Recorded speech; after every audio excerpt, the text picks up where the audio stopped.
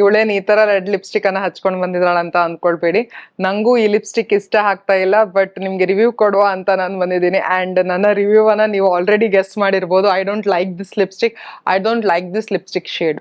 ಈ ಲಿಪ್ಸ್ಟಿಕ್ ಯಾವ್ದಂತ ಹೇಳ್ತೀನಿ. ಇದು ಸ್ವಿಸ್ ಬ್ಯೂಟಿ ಪ್ರೋ ಅವರದು ಮ್ಯಾಟ್ ರೆವಲ್ಯೂಷನ್ ಅಂತ.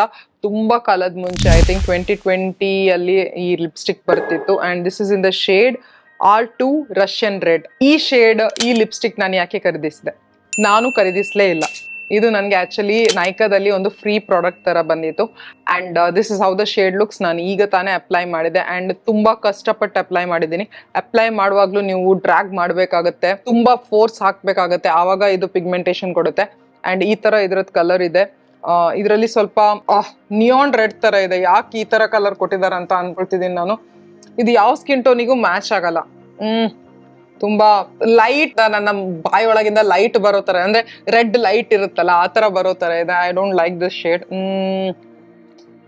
ಮತ್ತೆ ಎಲ್ಲೇ ಸ್ಪ್ರೆಡ್ ಕೂಡ ಆಗಿದೆ. ನಾನು ಅಷ್ಟೊಂದು ಸ್ಪ್ರೆಡ್ ಆಗುವಾಗೆ ಹಾಕ್ಲಿಲ್ಲ. ಮೋಸ್ಟ್ಲಿ ನಾನು ಈ ತರ ಮಾಡುವಾಗ ಸ್ಪ್ರೆಡ್ ಆಗಿದೆ ಅನ್ಸುತ್ತೆ. ಯಾಕಪ್ಪ ಹಟ್ಕೊಂಡೆ. So this is not transfer proof. ಗೊತ್ತಾಯ್ತಲ್ಲ? ಓಕೆ.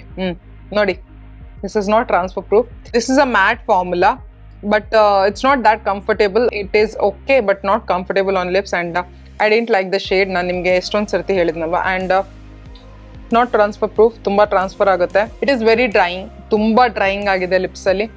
ಲಿಪ್ಸಿಗೆ ಏನು ಅಷ್ಟು ನರಿಶ್ಮೆಂಟ್ ಎಲ್ಲ ಏನು ಕೊಡಲ್ಲ.